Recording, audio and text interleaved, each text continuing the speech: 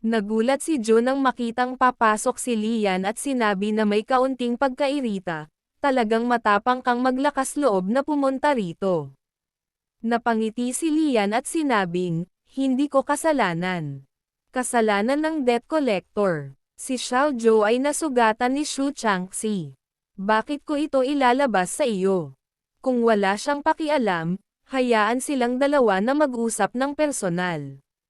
Mula sa sandaling pumasok si Lian, hindi na nawala ang mga mata ni Xiao Zhou sa kanya. Nang marinig niya ito, tumanggo siya bilang pagsang-ayon. Sinulyapan ni Washanju si Lian, malamig ang mukha, habang naglalakad siya palabas. Kinuha ni Lian ang isang fruit knife mula sa mesa at maingat na binalatan ang isang mansanas, nagtanong tungkol sa mga pinsala ni Xiaozhou. Sa kabutihang palad, ang emergency na operasyon ay nasa oras, at ang kamay ay muling ikinabat. Pagkatapos nito, maaaring sumakit ang kamay kapag umuulan. Magiging maayos ang paghiga sa kama sa loob ng 6 na buwan. Tahimik na nakinig si Lian sa magaan na mga salita ni Xiaozhou, ngunit naunawaan niyang ang naputol na kamay ay nangangahulugan ng malubhang pinsala sa kanyang kakayahan, at pinayuhan niya si Xiaozhou na magretiro. Ngumiti ng mahina si Xiaozhou at tumingin kay Lian. Pumunta ka ba dito para lang sabihin sakin ta?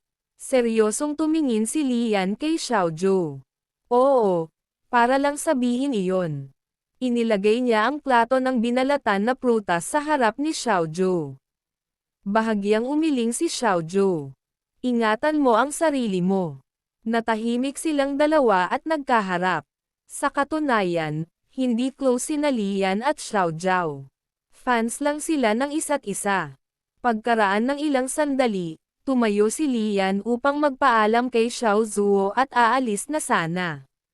Sa pintuan, biglang tinawag ni Xiaozhou si Lian. Salamat, Master Li. Paglabas ng silid, medyo nag-relax din si Lian, tulad ng pag-agos ng tubig at pag-anod ng mga bulaklak. Lahat ay dumadaan. Hiwalay ang mga bundok at ilog. Sino ang nagmamalasakit sa mga nahulog? Sa wing ng Chun Martial Arts Hall, si Xu Changxi ay sinabihan ng kanyang lolo na huwag nang magboxing. Ngunit tumanggi siyang makinig. Noong ika-28 ng Hunyo, taon ng Bindan, walang bawal para sa mga transaksyon sa tindahan ng pansit. Hindi makapaniwala si Judy na magpapalam si Lian. Huminga siya ng malalim, tinitigan si Lian, at sinubukang pigilan ang galit. Bawiin mo ang sinabi mo. Magpapanggap akong walang nangyari. Gabi-gabi, gumagastos ako ng daan-daang libo para tumaya sa iyo. Kahit na ang isang pares ng pantalon ay nagkakahalaga ng ilang libong yuan. Ngunit mayroon ka lamang isang mangkok ng 80 yuan noodles, at gusto mong makipaghiwalay. Ibinaba ni Lian ang mangkok na natapos na niyang kainin, pinunasan ang kanyang bibig, hindi pinansin ang sinabi ni Judy, at nag-order ng isa pang mangkok. Hinampas ni Judy ang mesa at tumayo, nagliliyab ang mga mata habang kinakausap si Lian sa malalim na boses.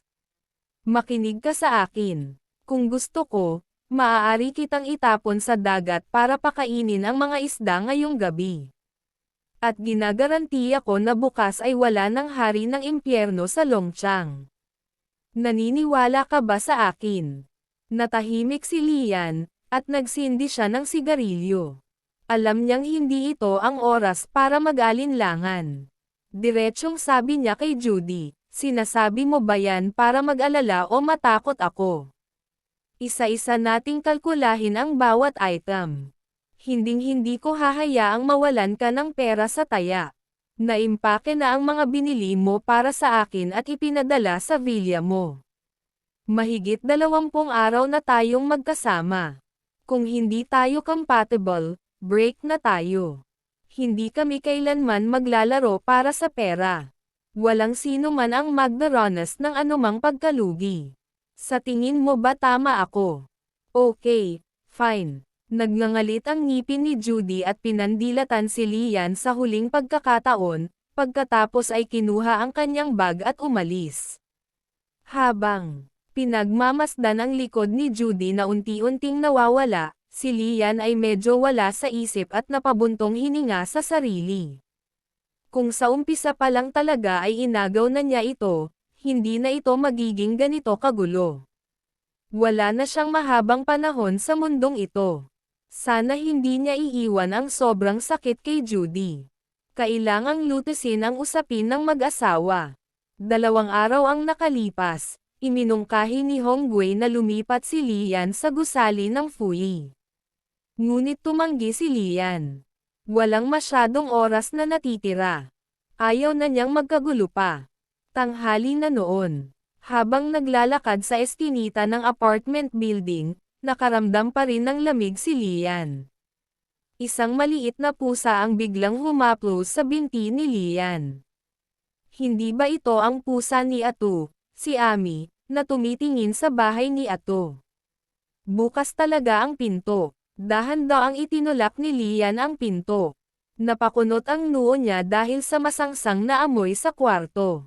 Napakasama ng amoy ng pabrika ng pagpoproseso ng isda, at hindi man lang nakasara ang mga bintana.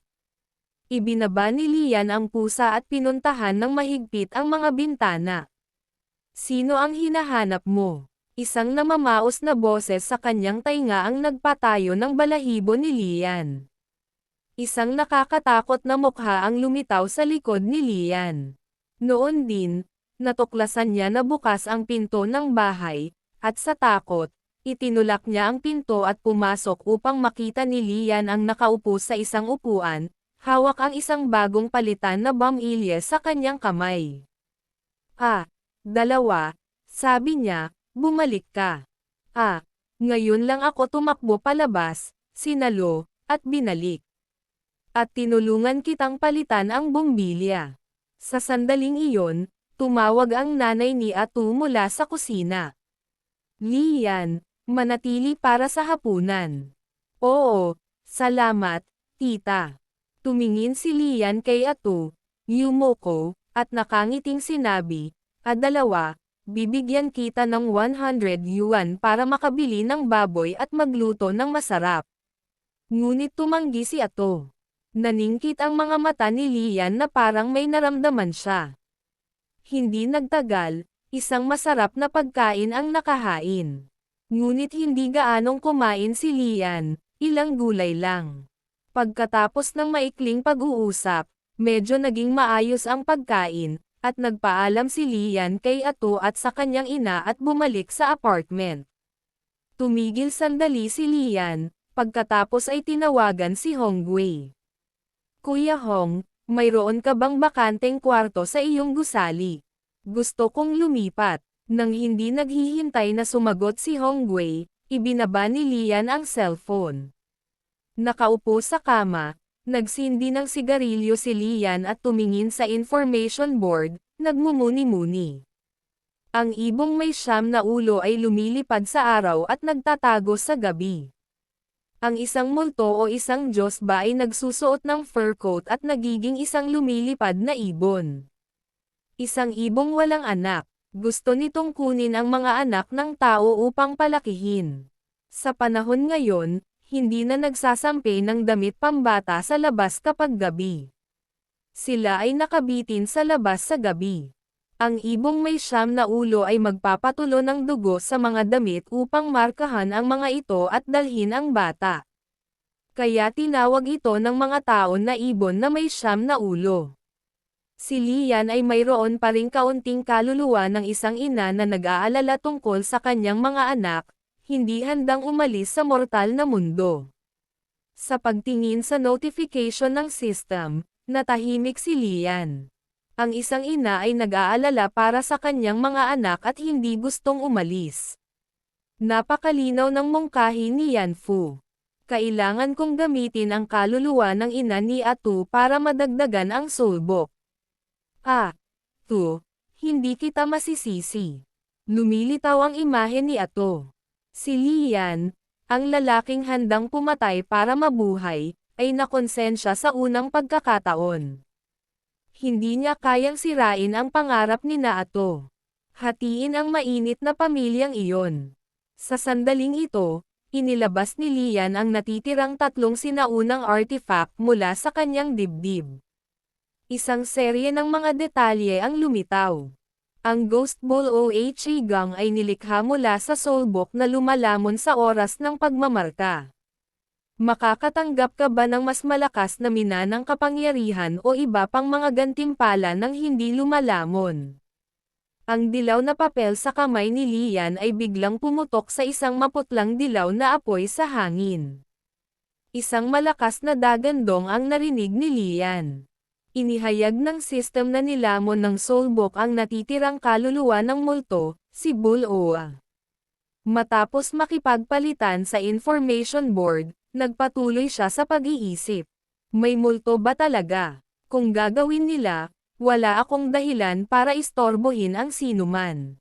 Siguradong hindi bulok na isda ang naamoy ko sa bahay ni Ato, kundi amoy bangkay. Ang gabi sa Longchang ay hindi pangkaraniwang mapayapa. Ang gusali ng Foyi at si Lian ay pumasok sa silid at tiningnan ang espada sa rack ng armas. Ang 8 karakter na nakalimbag dito ay napapaligiran ng enerhiya ng dragon. Gumawa ng desisyon si Lian. Kinuha ko ang aking espada sa kalagitnaan ng gabi. Saan ka pupunta? Kalmadong tumingin si Yushu kay Lian, naghihintay ng kanyang sagot. Paglingon kay Yushu, si Lian ay hindi naguguluhan. Sabi niya, may mga bagay na personal problem na kailangan kong gawin na hindi ko nagagawa sa pakikipaglaban sa ring. Dahan-daang lumakad si Yushu, hinayla ang isang upuan, at umupo, sinabing, kung hindi ito apurahan, mag-usap tayo. Paano ang mga bagay sa pagitan ni Nayu at Judy? Nang makitang tahimik si Lian, patuloy siyang nataranta pagkatapos magpalipas ng gabing may kasama. Hindi ko madaling dala ang fighting ring. Intindihin mo naman ako kahit konti. Wala namang masama sa pag-arte sa ring, di ba? Medyo kakaiba ang tingin ni Lian kay Yushu at sumagot, sa tingin mo ba talaga ako ay isang lobo? Tai Kui, sabi nila ang pinakamagandang tao sa Longcheng ay hindi si Hongwei, kundi ikaw. Bakit hindi tayo magsuot ng protective gear at magkaroon ng kaunting talakayan? Nang marinig ito, iniling ni Yushu ang kanyang ulo at ngumiti kay Lian. Okay, nakikita kong galit na galit ka. It's my forte na tulungan kang ilabas ang iyong galit. Sa maluwag na kwarto, magkaharap ang 2 tao.